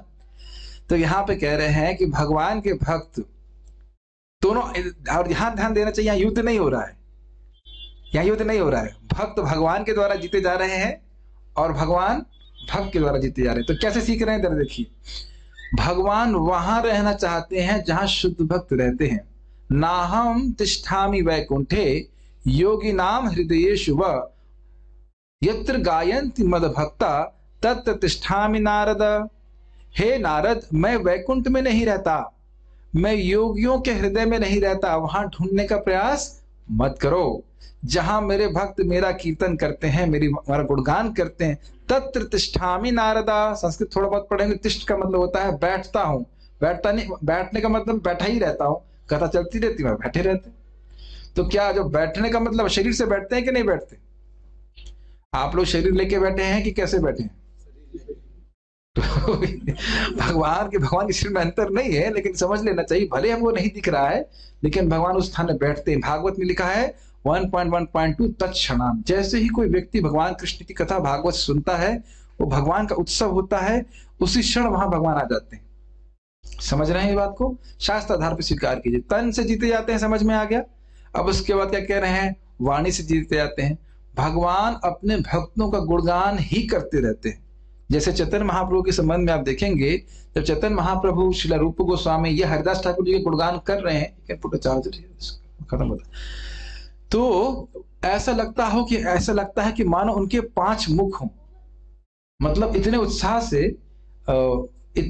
से वे भगवान की भक्ति, अभी है इसमें, इतने उत्साह से हरिदास ठाकुर जी का गुणगान कर रहे हैं, ऐसे लग रहा है कि 5 मुख हों। तो भगवान को अपने भक्तों का गुणगान करने का बहुत उत्साह होता है, और कुछ बोलना नहीं चाहते। अहम भक्त पराधीनो, भगवान ने तो स्वयं ही स्वीकार कर लिया, मैं अपने भक्तों के पराधीन हूं। जिस प्रकार से एक सती स्त्री अपने पति को सेवा के द्वारा नियंत्रित कर लेती, प्रेम के द्वारा, तो उसी के द्वारा भगवान के भक्त अपनी निश्चल सेवा के द्वारा, प्रेममय सेवा के द्वारा भगवान को अपने अंदर ग्रहित कर लेते हैं। तो यानी वाणी कैसे जीत लेगी भगवान की? भगवान अपने भक्तों का ही गुणगान करते हैं। समझ में आया? उनकी वाणी पे और किसी के लिए कोई स्थान बिल्कुल नहीं। क्लियर? और उसके बाद मन के द्वारा, ये बहुत सुंदर अर्थ है, हमेशा भक्तों का ही चिंतन करते हैं। ये भगवान ने स्वयं स्वीकार किया है। भगवान ऋषभ देव के रूप में कहते हैं कि मेरे हृदय में केवल धर्म निवास करता है, अधर्म का कोई स्थान नहीं, और मैं सदा ही अपने भक्तों का चिंतन करता हूं। एक ही का करते होंगे? हमारे लिए भी जगह है क्या? हाँ जी, आपके लिए भी जगह है। कब से जगह है? जब से आपने पहली बार हरे कृष्ण बोला था। कब बोला था? क्या बोला था आपने? हरे कृष्ण। क्या बोला था? हरे कृष्ण। क्योंकि महाप्रभु कह रहे जिसने एक बार भी कृष्ण का नाम बोला है वो मेरा भक्त है। तो जिस दिन से आप हमारे गलत संग में आ गए और आपने हरे कृष्ण या और किसी भक्त के संग में आ गए और आपने गलती से हरे कृष्ण बोल दिया, तभी से भगवान मान लिए कि भाई ये व्यक्ति मेरा है, इसकी मैं रक्षा करूंगा। अब इसकी रक्षा कैसे करनी है वह तभी से सोचना शुरू कर दिया। वैसे तो अनादिकाल से सोच ही रहे हैं कि कैसे होगा, लेकिन जैसे बच्चा जन्म लेता है तभी से हम सोचने लगते हैं ना, इसका पालन पोषण कैसे करना है, बड़ा होगा तो ये क्या करेगा, वो करेगा, पता नहीं, नालायक निकलेगा कि क्या निकलेगा पता नहीं, लेकिन सोचना शुरू कर देते हैं। लेकिन भगवान तो जैसे ही कोई व्यक्ति भगवान की भक्ति करना शुरू करता है तभी से, और मैं गलत बोल गया, भक्ति तो आगे की बात है, अनजाने में भी कोई कृष्ण नाम बोलता है तो भगवान की ऐसी मति होती है कि मदियो अयम, ये व्यक्ति मेरा है, सर्वथा मद रक्षणीय, ये मेरे द्वारा रक्षणीय है। इसीलिए स्वामी इस बात को बोलते हैं 6.2.9-10 भागवत एकदम स्पष्ट। भले हम नहीं समझ पा रहे, जैसे आप क्या कोई छोटा बच्चा पैदा हुआ हो, वो बोलना भी नहीं जानता हो तो समझता है माता पिता उसके बारे में क्या सोचते हैं? माताएं बताइए, एकदम छोटा बच्चा समझता है कि आप उसके बारे में क्या सोच रही है? कुछ नहीं सोच रही, तो वो समझता नहीं तो आप सोचती भी नहीं है। सोचते हैं ना, यही बात है। इसलिए हमको लगेगा कि और छोटे बच्चे को तो पता भी नहीं ना, ये माँ ये पिता मेरे पीछे क्यों लगे रहते हैं। जरा चाहिए, हम छोटे बच्चे के रूप में हैं, मान लीजिए 1 साल के, तो हमको पता भी नहीं होगा ये लोग मेरे पीछे क्यों लगे हैं। नहीं पता ना, मुझसे क्यों प्रेम कर रहे हैं, नहीं पता ना बच्चे को। वो तो कम से कम 4-5 साल का हो जाएगा तब मालूम चलेगा, हाँ ये मेरी माँ है, ये मेरे पिता है, तभी तो मालूम चलता है। तो हम लोग की स्थिति ऐसे ही, हम कहेंगे हमसे कृष्ण क्यों प्रेम करेंगे, मैं तो एक सामान्य से व्यक्ति हूँ, यहाँ पे रह रहा हूँ, या मैं, है ना, सोचेंगे ना इस प्रकार से। लेकिन कृष्ण का प्रेम सभी जीवात्माओं के प्रति सहज है, और उनकी भक्ति करे तो फिर यही बात बोल रहे हैं कि भक्तों का भगवान निरंतर चिंतन करते हैं, नए भक्तों का भी, और जो उच्चतर भक्त है उनका तो फिर कहना ही क्या। समझ रहे मेरी बात है? तो 3 अर्थ समझे। भक्तों के तन से भगवान को, तन और वाणी से भगवान को जीत लेते हैं, मतलब वो अपने शरीर से स्पर्श कर सकते हैं, वाणी से उनको पुकार सकते हैं। बहुत लोग चिंतन करेंगे हम उस परम ब्रह्म परम पिता परमेश्वर का ध्यान करते हैं। पूछो कौन कौन कौन, मतलब क्या? और आपसे पूछो कौन, क्या बोलेंगे? हरे कृष्णा कृष्णा कृष्णा हरे हरे, हरे राम राम राम हरे हरे। क्लियर? कोई दिक्कत? कोई दिक्कत नहीं है ना? कृष्ण को पिताजी का नाम पता है ना? पूछो पिताजी का नाम क्या है? कृष्णा। माता जी का नाम श्रीमती राधा रानी। कोई दिक्कत नहीं है। तो आप वाणी के द्वारा समझ रहे हैं और उसके बाद मन के द्वारा भगवान का स्मरण कर रहे हैं। क्या इस समय मन का स्मरण नहीं हो रहा कि ब्रह्मा जी हैं और कृष्ण को कुछ प्रार्थना कर रहे हैं? कितना आसान बात है। और बाकी लोग अलख निरंजन करते हुए मर जाएंगे। पहला अर्थ समझ में आ गया। दूसरा अर्थ क्या था कि भगवान तन वाणी और मन से भक्तों की कंट्रोल में बिल्कुल नहीं आने वाले। जैसे आप लीला पढ़ेंगे, एक असुर था, उसका नाम था कालयवन। बहुत सुंदर लीला है। और भगवान उसको देख के भाग रहे हैं और ऐसे भाग रहे हैं कि बस 1 फुट की दूरी, बस 1 फुट की दूरी। कभी उस भगवान को स्पर्श नहीं कर पाया। तो वहां पे स्पष्ट लिखा है, पापी व्यक्ति कभी भगवान को स्पर्श नहीं कर पाएगा। तो भगवान का वो भक्त था, भगवान को नहीं पकड़ पाया। लेकिन माता यशोदा मोटी है, आपको पता होना चाहिए, भागवत में लिखा है मोटी है, फिर भी दौड़ करके कृष्ण को पकड़ लिया। और वहां लिखा है, जहां योगियों का मन, पूरा शुद्ध मन कृष्ण का चरण को हृदय में धारण नहीं कर पाता, उनको अपना बेटा मान करके भाग करके पकड़ लिया। पकड़ लिया कि नहीं पकड़ लिया? क्योंकि प्रेम है। समझ में आई बात? और आखिरी अर्थ हम यहाँ, आखिरी मतलब तीसरा अर्थ क्या सीख रहे हैं कि भगवान का वाणी, भगवान का मन और भगवान का शरीर भक्तों के द्वारा जीता जाता है। क्योंकि जहां भक्त रहते हैं वही भगवान रहते हैं। जहां पे और भक्तों का गुणगान ही भगवान करते रहते हैं और भगवान अपने भक्तों का ही चिंतन करते रहते हैं। न अन्य मेरे अलावा मेरे भक्त कुछ जानते नहीं और उनके अलावा मैं कुछ जानता नहीं। कौन बोल रहा है जो सब कुछ जानता है? क्या श्लोक है वो? मद अन्य ते न जानंती नायम तेभ्यो मनागपि। वो मेरे अलावा कुछ जानते नहीं भक्त इस प्रकार से, और मैं उनके अलावा कुछ नहीं जानता। देखिए, हम इस प्रकार के भक्त नहीं हैं, लेकिन हम जिन्हों की वाणी सुन रहे हैं, अभी हम लोग सनातन गोस्वामी से सुन रहे हैं, श्रील प्रभुपाद जी के तात्पर्य को सुन रहे हैं, ब्रह्मा जी से श्लोक सुन रहे हैं, ये इस प्रकार के भक्त हैं। ये फायदा है कि जब हम प्रभुपाद जी ग्रंथों को पढ़ते हैं तो प्रभुपाद जी का संग हमको प्राप्त होता है। वो इस प्रकार के भक्त हैं जो भगवान कृष्ण के अलावा कोई कुछ नहीं जानते। हमारे पास मौका है तो आपकी इच्छा, पढ़ना भी एक प्रकार का श्रवण है।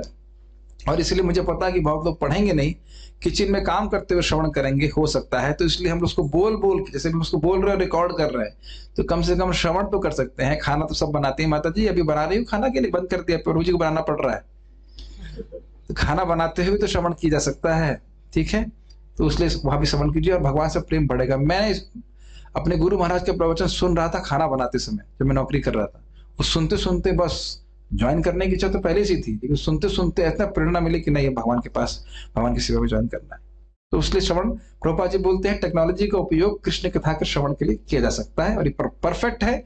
अगर आपको ऐसा मौका नहीं मिल रहा है तो आप रिकॉर्डिंग सुन सकते हैं। कहाँ मिलेगी? उसके लिए हमारे संतोष कृष्ण प्रभु कोऑर्डिनेटर हैं, हमारे डीलर, कृष्ण कथा डीलर यहाँ पे लोकल, और कृष्ण प्रभु हैं, तो उससे संपर्क कर सकते हैं। ना भक्तों को पता ही होगा, आप भी पता होगा, भागवत अध्यापन हमारा ग्रुप है टेलीग्राम पे, आप ज्वाइन कर सकते हैं। अच्छा, आगे पढ़ते हैं। वे बतलाते हैं कि भक्तगण मनसा वाचा कर्मणा भगवान विषय कथाओं का आदर करते हुए उनका पूरा लाभ उठा सकते हैं। तो आदर के बारे में हमने बात कर ली थी। भगवान की कथाओं को नमस्कार करते समय भक्तों को चाहिए कि अपने हाथों तथा सिर से भूमि स्पर्श करते हुए शरीर को सेवा में लगाएं। समझ रहे हैं? ये तो आप जानते ही हैं, जब हम लोग कथा सुनने आते हैं तो ऐसे हाथ जेब में डाल के नहीं आते हैं। अच्छा, क्या चल रहा है? हम लोग आते हैं, कल्चर है कि आते हैं, हम वक्ता को प्रणाम करते हैं, भागवत को प्रणाम करते हैं, भगवान को प्रणाम करते हैं कि मेरे लिए बहुत कल्याण में वस्तु मुझे भी दी जा रही है। ये करते हैं कि नहीं, सबको पता है। नहीं करते तो करना चाहिए, और इससे हमारी मनोवृत्ति परिवर्तित होती है।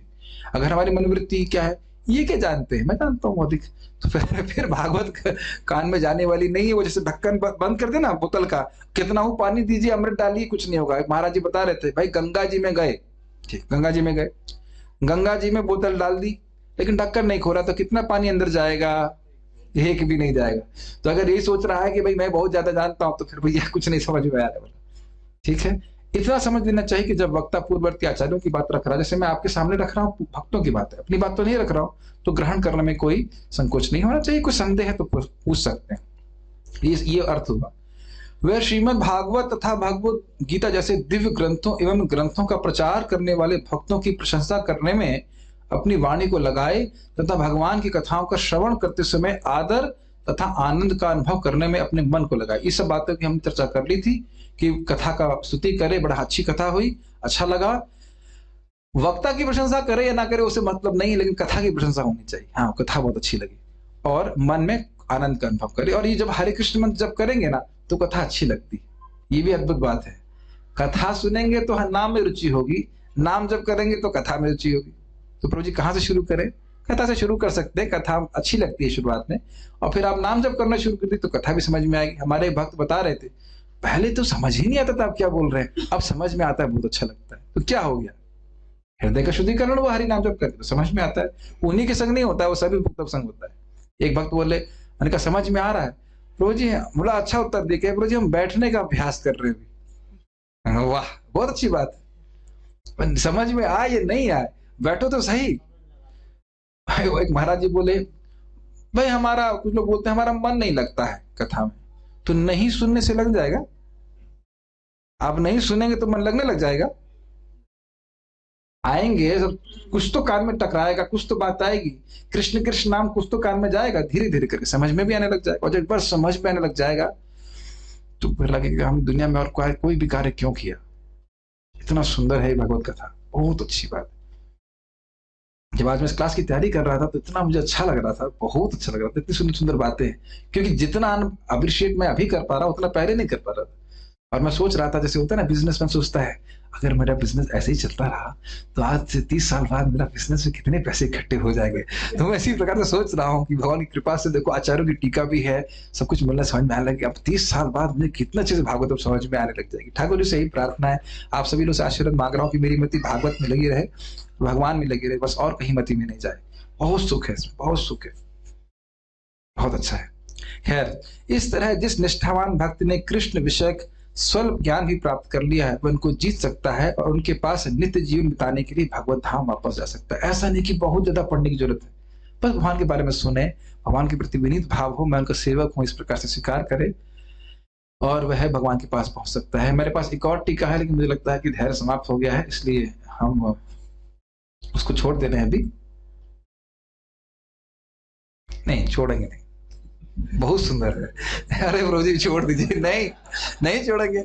देखिए देखिए हो क्या रहा है, जब आप लोग प्रसाद खिलाते अरे थोड़ा सा हलवा ले लीजिए तो भाई वहां तो दिक्कत है ना कि पेट भर गया है। आप लोग के कान में कितना स्पेस है, अभी देखिए खाली है कि भर गया कान? खाली है ना, तो और डाल सकता हूं ना। यही भागवत में बोला गया, कान तो आकाश स्वरूप है, कान तो भरने वाला है नहीं। तो साधुओं के पास सेवा करने की बहुत स्कोप है, कितनी देर भी सेवा कर सकते। थोड़ा हम बृहद वैष्णव तोषणी सनातन गोस्वामी टीका को थोड़ा और पढ़ लेते हैं, तो उसमें मुख्य मुख्य पॉइंट्स हम लिख लेते हैं। तो कह रहे हैं कि भगवान के भक्त आपकी खोज करने के प्रयास को त्याग देते, कृष्ण कहाँ मिलेंगे वो सब करने की जरूरत नहीं। वह आपके रूप गुण लीला को विशेष भक्ति से युक्त होकर श्रवण करते हैं और इसके द्वारा वे आपको वशीकृत कर लेते हैं। थोड़ा थोड़ा अर्थ अलग अलग ले रहे हैं कि भगवान के रूप को देखते हैं, जिस रूप को देख ही रहे हैं, गुणों की चर्चा कर ही रहे हैं और लीला इत्यादि को भी श्रवण करते हैं, तो भगवान को वह अपने वश में कर लेते हैं। इजी बात है, इसको कहने के लिए वो श्लोक बोल रहे हैं। बहुत अच्छा बोल रहे हैं, कह रहे हैं कि आपके स्वरूप ऐश्वर्य, आपका ऐश्वर्य कितना महान है, उसकी महिमा पे विचार नहीं करते, अपितु और कह रहे हैं व्यग्रता के संग, बड़ी ही आतुरता के संग उस स्थान पे रहते हैं जहां आपके भक्त रहते हैं। तो फिर समझिए, ब्रज में तो आप रह ही रहे हैं, आपको घर छोड़ने की आवश्यकता नहीं है। ये शब्द प्रभु जी मुझे क्लास में बहुत अच्छा लगा। इन प्रभु जी को बुलाओ, आपकी क्लास कब होती बताओ। ऐसे साधु चाहिए जो कभी ना बोले घर छोड़ना है। कोई बात नहीं, घर मत छोड़िए, तो लेकिन है कि घर छोड़े बिना भी आप भक्तों के संग में रह सकते हैं और आपको बिल्कुल ऐसा लगेगा कि आप वृंदावन बैठ करके हमारे संग कथा सुन रहे हैं। ठीक है ना, लाइव कथा सुनने का अलग आनंद होता है। तो वह जहां भक्त रहते हैं, परंतु तीर्थाटन आदि के क्लेश को सहन नहीं करते। यहाँ इस तीर्थ में जाओ, उस तीर्थ में जाओ, क्या करना? भगवान का नाम जप कर रहे हैं, सारे तीर्थ वहीं उपस्थित है, कृष्ण कथा हो रही, सारे तीर्थ वहीं उपस्थित है, तो वहां जाके क्या मिलेगा जरा बताइए। समझ में आया? अब थोड़ा अर्थ ले लेना अलग। उदपास्य ज्ञाने प्रयास मुदपस्य, और कोई और तीर्थाटन करने के प्रयास को पूरी तरह त्याग देते हैं। आचार्यगण तो यह बोलते हैं, तीर्थ यात्रा परिश्रम केवल मने भ्रम। नरोत्तम दास ठाकुर जी कहते हैं, ये तीर्थ यात्रा यहाँ जा रहा हूँ वहां जा रहा हूँ, केवल मन का भ्रम है। आपने सुना है, केवल परिश्रम है, केवल मन का भ्रम है, कोई परिवर्तन नहीं आया। मक्का गए, मदीना गए, बन के आए काजी, पुरानी आदत नहीं गई, रहे पाजी के पाजी। होता है कि नहीं? लेकिन भक्तों के संग में आता है, मैं कितना भक्त हूं मुझे नहीं पता। हवाई जहाज में आ रहा था, एक व्यक्ति बगल में बैठे थे, वैसे तो जाति से ब्राह्मण थे, लेकिन कुछ सोमरस पीने की आदत रही होगी उनकी। तो बोले पंडित जी, मेरे को पंडित जी बोले थे, अब आप बगल में बैठे तो आज मैं तब नहीं पीऊंगा। तो भक्तों के संग में मैं थोड़ा भक्त के वेश को सम्मान करके भी व्यक्ति कम से कम उस दिन पाप से तो बच गया ना। ऐसे तो हमने देखा कि गंगा जी तो अपने पवित्र हैं, लेकिन गंगा जी के बगल में शाखों से देखा बीड़ी पी रहा है, गंगा जी में स्नान कर रहा है, फिर आके फिर बीड़ी पी रहा है। लेकिन ऐसे हम भक्तों को देखकर नहीं करेगा ना, बीड़ी तो नहीं पीगा है, जब बहुत जल्दी शुद्धि हो जाती है इस प्रकार से। इस बात को भागवत में बोला गया है प्रथम स्कंद में। तो खैर, तो तीर्थ धारण करने की कोई जरूरत नहीं है, तीर्थ का भ्रमण करने की जरूरत नहीं है, भक्तों के समय आकर कृष्ण कथा का श्रवण करने की जरूरत है, उसमें कोई मेहनत नहीं। मेहनत है हिमालय जाने की जरूरत है, कोई जरूरत नहीं। ठीक, तो बाकी बातें कहते हैं कि अपने तन मन से वाणी से नमस्कार करते हैं, हम समझ ही रहे हैं। श्रवण के समय हाथ जोड़कर सुनते हैं या बड़े सम्मान के संग सुनते हैं, मेन बात है। विषयों का अनुमान अपनी वाणी के द्वारा करते हैं, और बहुत अच्छी बात, ये बहुत सुंदर बात करें, मन के द्वारा कैसे सम्मान करते हैं? आपके अस्तित्व में विश्वास करके। ये अर्थ बहुत सुंदर, समझ रहे हैं? कृष्ण है ना, कथा सुन रहे हैं तो विश्वास हो रहा है ना कि कृष्ण है, उनका गोलोक धाम है। ये मन में विश्वास हो रहा है कि नहीं? विश्वास मन में होता है कि नहीं? ये कथा सत्य है, इसको सुन के मुझे लाभ होगा, भगवान की प्राप्ति होगी। ये अर्थ बहुत अच्छा लगा मुझे। समझ रहे इस बात को कि कृष्ण है, कृष्ण मुझसे प्रेम करते, मैं कृष्ण का हूं, मैं कृष्ण की सेवा करूंगा, कृष्ण में स्वीकार करेंगे। इस प्रकार से मन के भाव अगर उदित होते हैं तो ये मन के द्वारा उस कथा का सम्मान। समझ रहे मेरी बात? बहुत बार कुछ बोलता है, हम विश्वास नहीं करते, वो असम्मान हो गया ना, जमा नहीं बात होता है ना। तो यहां कह रहे हैं कि मन के द्वारा सम्मान का मतलब है, हे कृष्ण है, मेरे स्वामी है, मेरे को स्वीकार करेंगे, इस प्रकार की भावना मन में आना। और मैं समझता हूं कि भाव को सुनकर मन में आ ही रही होगी, इज इट नॉट? यस। उसके बाद वो भवदीया पे शब्द बोलते हैं कि वे आपकी कथा और आपके शुद्ध भक्तों जैसे नंद महाराज और अन्य भक्तों की कथा को सुनते हैं। भवदीया के दो अर्थ होते हैं, एक आपकी और आपके। आपकी समझ में आ रहा है? कृष्ण की कथा, और जो कृष्ण के शुद्ध भक्त हैं उनकी कथा को सुनते हैं, और उनके उच्चारण से जो कथाएं कैसी जाती हैं, बोली जाती हैं। ऐसा नहीं भाई मन में चिंतन कर रहे हैं, बोली जैसे मैं बोल रहा हूं। और बोलने से क्या होता है, असत्य वचन और इंद्रियों के शोभ का परिहार हो जाता है। असत्य वचन मतलब अरे ये भगवान कुछ नहीं थे, ये सब निर्विशेष ब्रह्म है, जिसे भगवान सामने आ जाते हैं। यह सुनकर के भक्तों को बहुत दुख होता है, उस दुख का निवृत्ति हो जाती है, उस दुख की निवृत्ति हो जाती है। या इंद्रियां भोगों में जाती रहती हैं, आदमी परेशान रहता है, तो उस दुख का भी निवृत्ति भगवान की कथा के द्वारा हो जाती है। हाँ, ये समझिए, दुनिया में लोग बहुत बोलते हैं ना भगवान नहीं है, बहुत सारे लोग बोलते हैं, ये झूठ बात है ना। तो अब इसको सुन करके दुख होता है कि नहीं, अरे ये क्यों ऐसा बोल रहे हैं, ये कहीं के डाउट आ जाता है, अरे भाई भगवान है या नहीं। तो जब कृष्ण कथा सुनते हैं तो उसके द्वारा ये जो शोभ का मतलब हो गया, जो दुख है कि भाई जब भगवान है नहीं है, ये सब समाप्त होने लगता है। एक बात, हाँ आवाज नहीं आ रही है, हरे कृष्णा। और नेट स्लो चल रहा प्रभु, अब नेट बंद हो गया क्या? बस यही दिक्कत है थोड़ी सी, नेट चला गया। कोई भी फोन चलेगा, आखिरी के 10 मिनट डिस्टर्ब मत करो। टेक्नोलॉजी इज ऑलवेज वाईफाई, नहीं तो हम क्लास नहीं देंगे अगली बार, ठीक है? इतना दान चाहिए हमको। कोई बात नहीं, हमारे भी प्रॉब्लम होता है जब वाईफाई लगता है, वो टेक्नोलॉजी हमेशा ऐसी रहती है। या तो लैपटॉप भी परेशान हो गया, भाई और कथा नहीं सुनाना, बहुत हो गया, बंद करो। ठीक, तो ठीक है, जो भी है आप ऐसा करिए, वो उसे कनेक्ट कर दीजिए, एटलीस्ट यहाँ तक क्लास पूरी कर दूं। अभी भी नहीं आ रहा है? नहीं, मैं अपने वाले से कनेक्ट किया, इसमें दिखा रहा है कनेक्टेड। कृष्ण, खैर ऑलमोस्ट पूरा हो गया। कृष्ण, हाँ हाँ ठीक है, तो फिर यहाँ से शुरू कर देते हैं, अभी नहीं चल रहा है तो क्या करेंगे। हरे कृष्णा। नहीं, इसका कुछ प्रॉब्लम हो गया, वाईफाई नॉट अवेलेबल। बस 2 मिनट दीजिए, हो जाना चाहिए। आपके में वो है?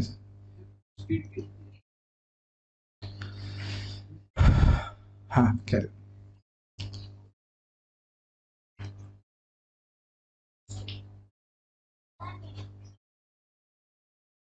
बस 2 मिनट लगेगा।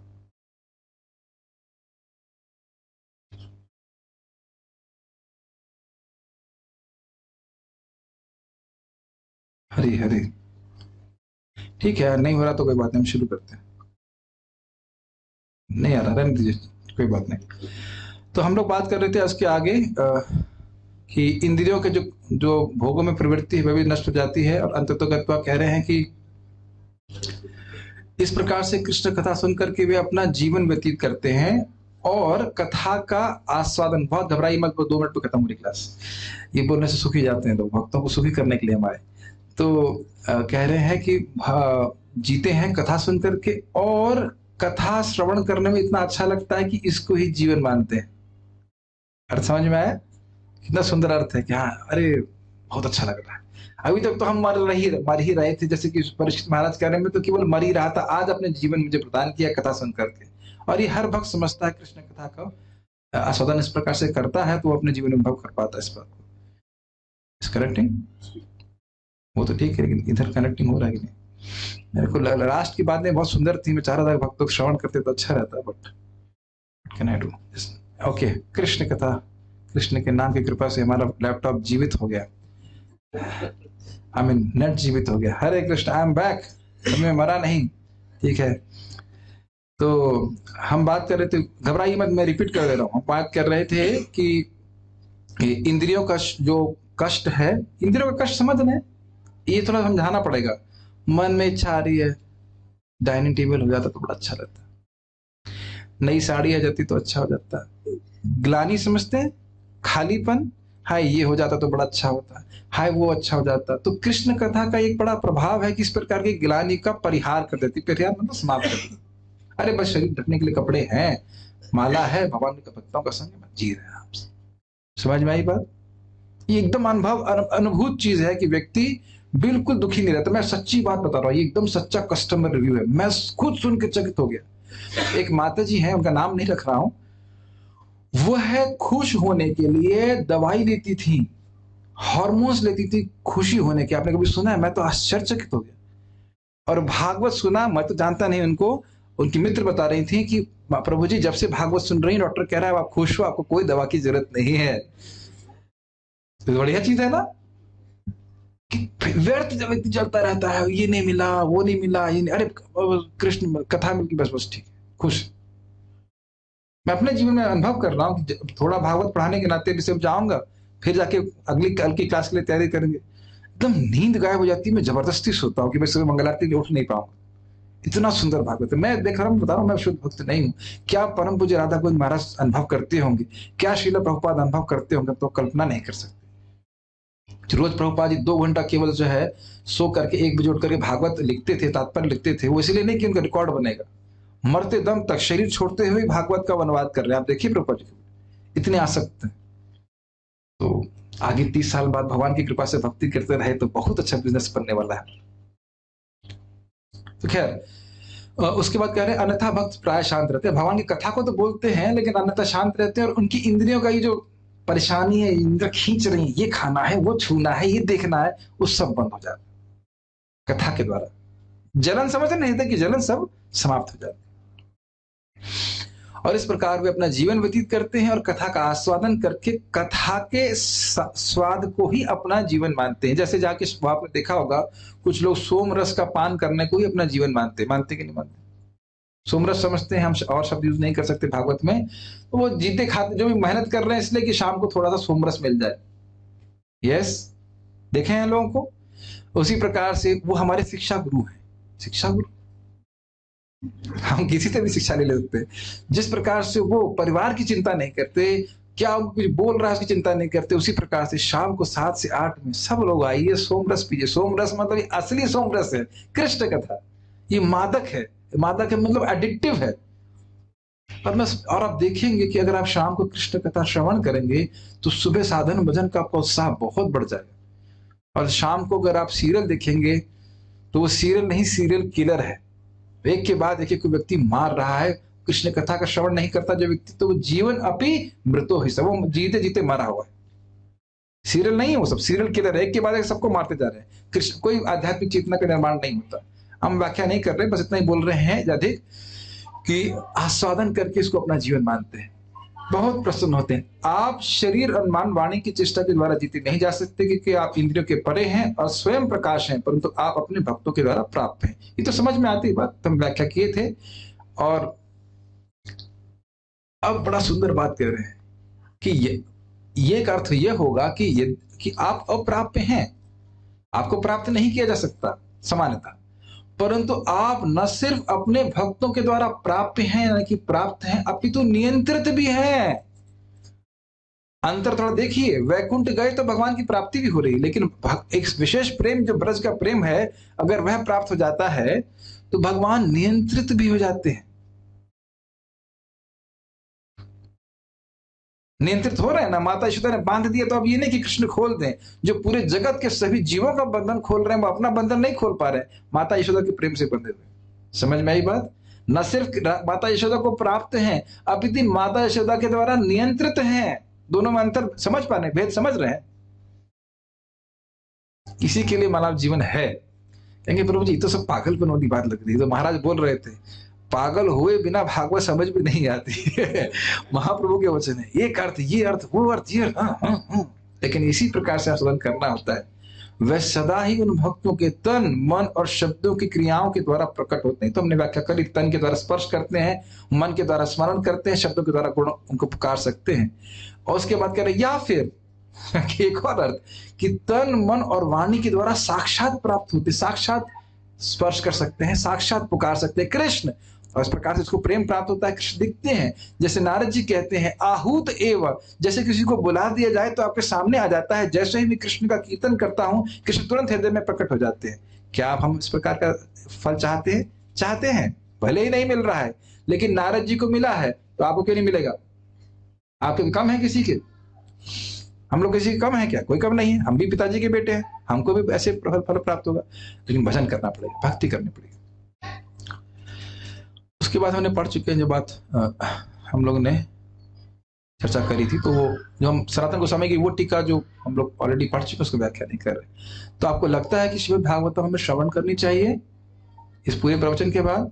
कब कब करनी चाहिए? साल में एक बार, 9 महीने में एक बार, 4 महीने में एक बार, हफ्ते में एक बार, कभी भी नहीं, या रोज? और रोज कैसे करेंगे? जूम। अच्छा, आप समझ में आया, ये सारी बात आप जूम के लिए बोलना चाहते थे? यस, ताकि आप लोग भी कृष्ण कथा का आस्वादन कर सकें और हम भी ये सेवा आप लोग के चरणों में कर सकें। और आप लोग खुश होइएगा क्योंकि हमने भागवतम की शुरुआत ही करी। हम लोग कहाँ तक पहुंचे? 9, 10, 10 श्लोक हमने पढ़े हैं। और अभी आप लोग आ सकते हैं। उसमें एक ही प्रश्न का भी पूछा गया है कि जीवन का परम श्रेय क्या है, और आप कल से उसकी चर्चा को आप सुन सकते हैं आगे। तो बाकी कैसे कैसे करना है वह आप लोग भक्तों से पूछ सकते हैं। कोई प्रश्न किसी भक्त का है तो मैं दे सकता हूँ। ओके, कोई भक्त का प्रश्न नहीं है। उम्मीद है कि आप लोग को ये श्लोक अच्छा लगा होगा और इससे श्रीमद् भागवतम के श्रवण की महिमा कुछ समझ में आई होगी। तो हम यहाँ रुकते हैं, किसी का कोई प्रश्न नहीं है। यस प्रभु, माइक पे पूछ लीजिएगा, इसलिए मैं रिपीट कर दूंगा प्रश्न। यस, हिलेगा बहुत, कोई बात नहीं, ऐसे बोल दी मैं। हाँ, श्रील प्रभुपाद की पुस्तक पढ़ते हैं, प्रवचन सुनते हैं। हाँ, आचार्यों की टीका साक्षात सुनते हैं। ठीक है। तो एक तरफ तो मन में बिल्कुल साक्षात भगवान है, सब चीजें बिल्कुल हम रिलेट कर पाते हैं कि हाँ बिल्कुल। और कभी कभी मन के कोई कोने में, जैसे आपने अभी वो बात छेड़ दी थी प्रवचन के कि साक्षात भगवान है, तो कहीं ना कहीं कई बार ऐसा मन के अंदर ऐसा रहता है।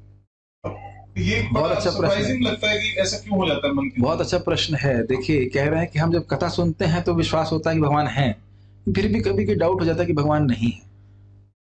हो सकता है ये माया का प्रभाव है। माया हमारे हृदय में प्रभाव दिखाती है। और मैं सोच रहा था इसे बोलूं कि नहीं बोलूं, लेकिन यही भागवत में आप पढ़ने वाले हैं। भिद्यते हृदय ग्रंथि छिद्यन्ति सर्व संशय क्षीयन्ति चास्य कर्माणि दृष्टेवात्म ईश्वरे मैं यहाँ पे हूं कि नहीं, कोई संशय है आपको?